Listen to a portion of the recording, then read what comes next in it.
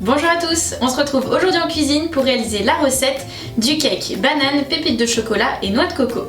Avant de vous partager ma recette, je compte sur vous. On s'abonne, on partage, on like, on laisse des commentaires, bref, à vous de jouer. Ce cake à la banane est vraiment parfait pour un petit déjeuner consistant et pourquoi pas pour le goûter. Franchement, ça sent délicieusement bon dans la maison, j'espère que cette recette vous plaira. J'ajoute un petit peu de sucre parce que c'est ce qui donne de la consistance à ce gâteau, je ne peux pas m'en passer, mais j'en mets très peu. Les bananes et les pépites de chocolat sont déjà sucrées, alors ça sert à rien d'en mettre trop.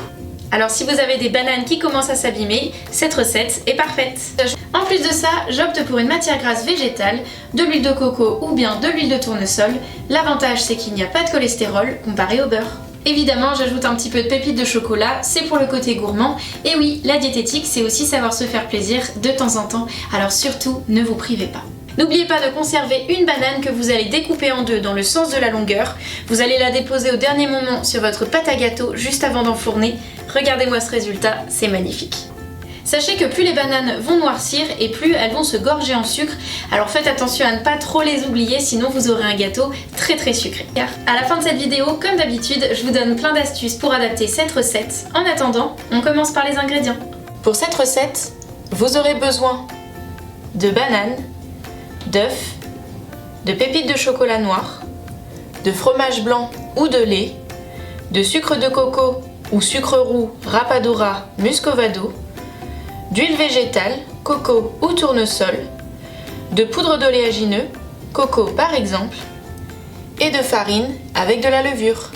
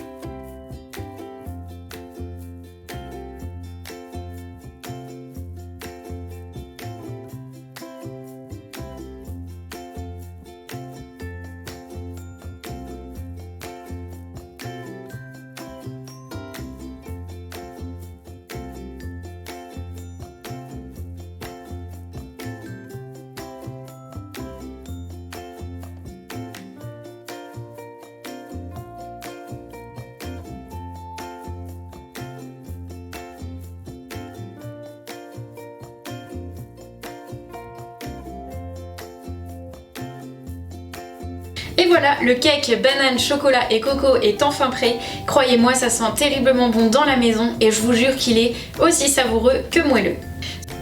Pour adapter cette recette, évidemment, vous pouvez remplacer la poudre de noix de coco par un autre fruit oléagineux, poudre d'amande, poudre de noisette, poudre de noix de pécan. Bref, faites-vous plaisir en fonction de ce que vous avez dans les placards et surtout de ce que vous aimez. L'idée, c'est de remplacer une partie de la farine par de la poudre d'oléagineux. Ça va permettre d'augmenter la teneur en fibres et en protéines de ce gâteau. Et pour ce qui est de la matière grasse végétale, j'opte pour de l'huile de coco, mais l'huile de tournesol marchera tout aussi bien. Ces deux huiles végétales résistent à la cuisson, ce qui n'est pas le cas de toutes les huiles. Sachez que vous pouvez télécharger et imprimer gratuitement la fiche recette directement sur mon blog culinaire. Vous y retrouverez également plein d'autres recettes de cakes gourmands et savoureux.